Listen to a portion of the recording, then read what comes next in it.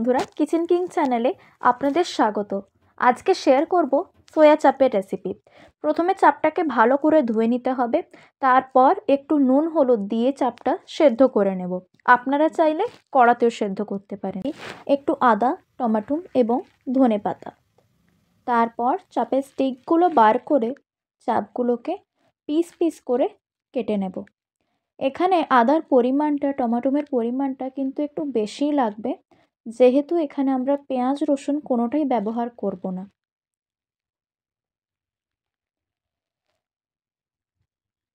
সব চাপগুলো কেটে রেডি হয়ে গেছে।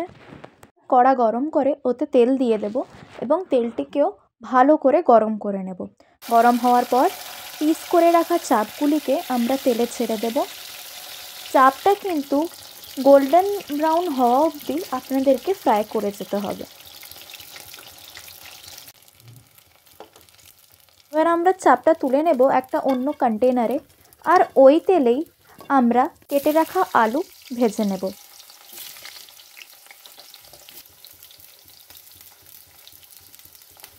চাপ আর আলু দুটোই ভাজা হয়ে গেছে। এবার আমরা সেম কড়াতেই একটু তেল নেব, শুকনো লঙ্কা, তেজপাতা, কাঠঝাল, এলাচ এবং কিছু লবঙ্গ দিয়ে একটু নেড়ে নেব। তারপর আদা বাটাটা আমরা ওতে দিয়ে দেব।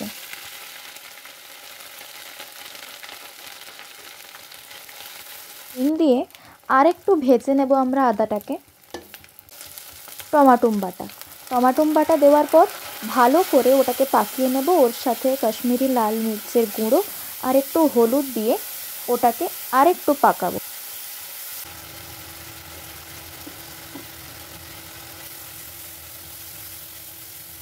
তারপর ভেজে রাখা আলু, সয়া চাপ ওতে আমরা দিয়ে দেব আর কিছুক্ষণের জন্য ওটাকে ঢেকে রেখে দেবো।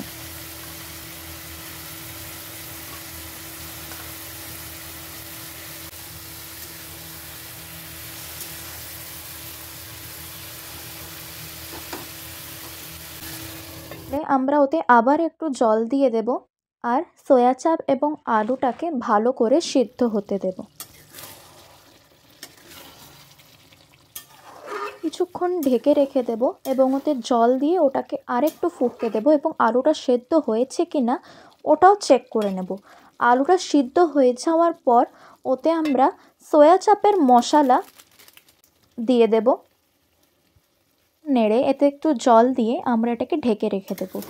এই প্রসেসটা কিন্তু কম থেকে কম 10 মিনিট লাগবেই।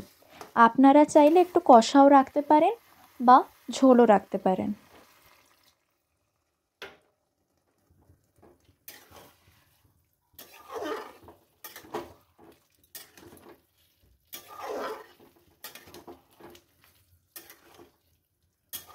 মাখা হয়ে গেছে, তখন ধনেপাতাটা দিয়ে দেবেন।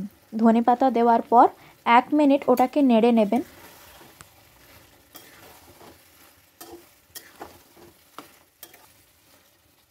আর স্বাদ অনুসার নুনটাকেও চেক করে নেবেন।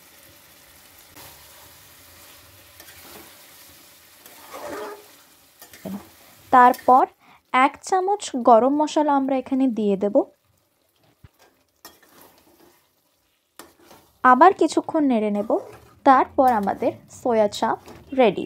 এটাকে মশালা সয়া চাপ নামেও জানা যায়। এবার দেখুন তো একবার খেয়ে কেমন টেস্টি লাগছে। খুবই অসাধারণ খেতে হয়েছে, যেমন নরম তেমনি ভাজা আর তেমনি স্বাদ।